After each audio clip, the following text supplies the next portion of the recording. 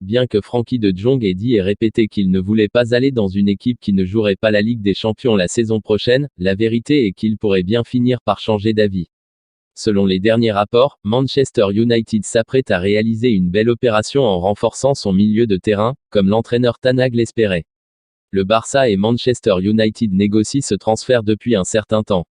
Alors que Xavi compte sur lui pour la saison à venir, la situation économique du club catalan pousse à l'économie. Selon Sport, les Red Devils s'apprêteraient à réaliser une offre supérieure aux 80 millions d'euros exigés par le Barça. La semaine prochaine s'annonce clé dans ce dossier puisque De Jong devra donner son dernier mot. En d'autres termes, l'objectif sera de négocier sa venue malgré une année sans participation à la Ligue des Champions. Le joueur qui semblait encore hésitant à partir n'a pas apprécié le comportement du club catalan, prêt à le laisser partir. Dans le cas d'un échec sur cette vente, le club anglais se tournerait vers Milinkovic-Savic, joueur de la Lazio. Alors que son contrat à Leeds United ne se termine qu'en 2024, Raphinha pourrait plier bagage dès cet été. Pisté par le FC Barcelone et Manchester United, Raphinha a envie de franchir un cap dans sa carrière. Seul problème pour lui, Leeds n'a pas l'intention de le brader.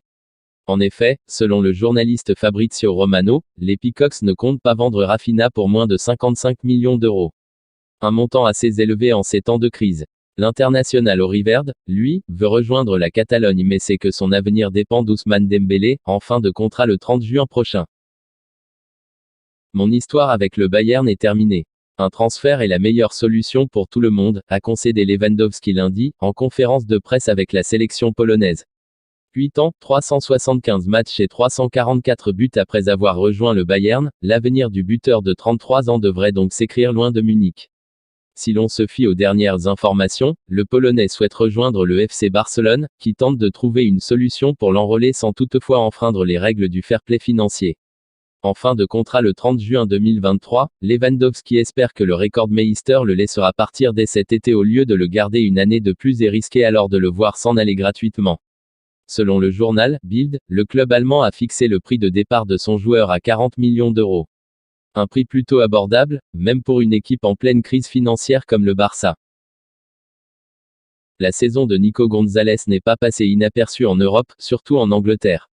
Le milieu de terrain a réalisé une très bonne campagne pour sa première année en pro avec le FC Barcelone, 37 matchs pour 2 buts et autant de passes décisives.